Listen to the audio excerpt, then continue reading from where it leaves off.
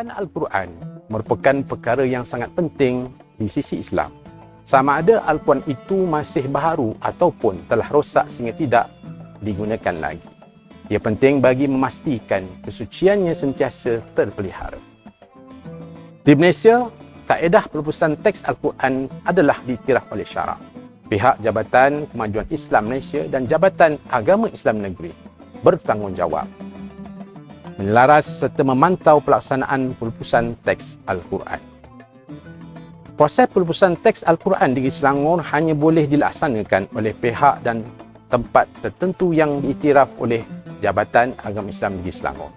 Terdapat hanya 4 tempat pusat pelupusan Al-Quran yang disediakan di Negeri Selangor. Justru itu, terdapat kesukaran bagi masyarakat awam untuk mendapatkan perkhidmatan tersebut. Antaranya disebabkan oleh faktor jarak bagi mereka yang tinggal berjauhan, lokasi yang kurang strategik, serta masa yang diperlukan untuk menguruskan proses tersebut. Oleh itu, bagi mempermudah urusan pelupusan teks Al-Quran, pihak bahagian hal awam Islam mengambil inisiatif dengan memperkenalkan sistem 3PQ. Sistem ini merupakan satu inisiatif yang akan dilaksanakan oleh bahagian hal ehwal Islam, bukan sahaja bertujuan untuk mempermudah proses pelupusan teks Al-Quran, bahkan memberi pengetahuan kepada masyarakat tentang panduan pelupusan teks Al-Quran, kaedah pelupusan teks Al-Quran serta sebagai platform untuk infak ke tabung masjid. Sistem ini menggunakan gabungan beberapa aplikasi iaitu Google Form, Google Site, Google Studio Data, Google Sheet, Adobe Illustrator, Video Filmora 9 dan Canva menerusi sistem secara dalam talian. Apa itu sistem 3PQ? P1 memberi maksud pengetahuan, P2 memberi maksud pelupusan dan P3 memberi maksud penjanaan. Manakala Q memberi maksud Al-Quran, ia sejajar dengan objektif pembinaan sistem ini, iaitu yang pertama untuk memberi pengetahuan kepada masyarakat tentang panduan serta kaedah pelupusan teks Al-Quran menurut syarak. Objektif yang kedua, menyediakan platform untuk mempermudah masyarakat yang ingin melupuskan teks Al-Quran. Dan objektif yang ketiga adalah bagi meningkatkan penjanaan menerusi sumbangan infak tabung masjid. Pengguna hanya perlu menggunakan telefon bimbit masing-masing untuk mencapai sistem 3PQ.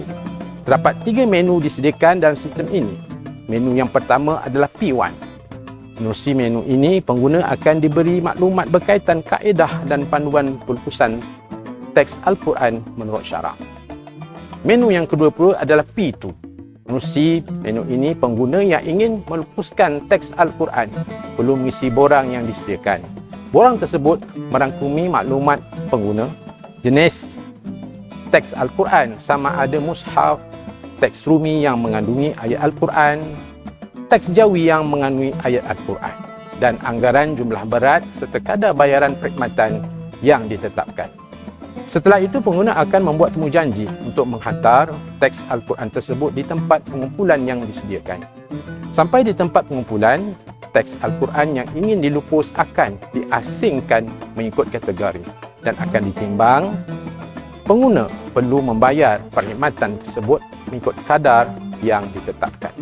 Apabila proses ini selesai, pengguna akan mendapat surat pengesahan yang akan dihantar menerusi email. Menu yang ketiga pula adalah P3. Menerusi menu ini, pengguna yang berhasrat untuk menyumbang infak ke tabung masjid secara dalam talian akan diberi pautan berkenaan. Kesimpulan, pembangunan sistem 3PQ merupakan inisiatif yang baik sejajar dengan pembangunan teknologi masa kini. Berdasarkan kepada kehendak semasa, perkhidmatan berkaitan hal ehwal Islam juga perlu melonjak seiring dengan perubahan situasi dan peredaran masa.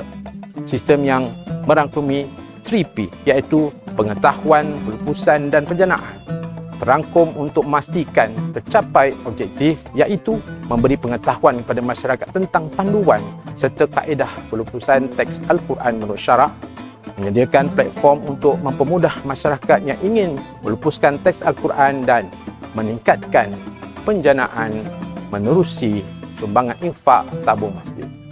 Sistem ini boleh digunakan oleh semua masjid yang berminat bagi memperkasa perkhidmatan di masjid ke arah menjadikan masjid sebagai pusat sehenti bagi perkhidmatan berkaitan hal ehwal Islam.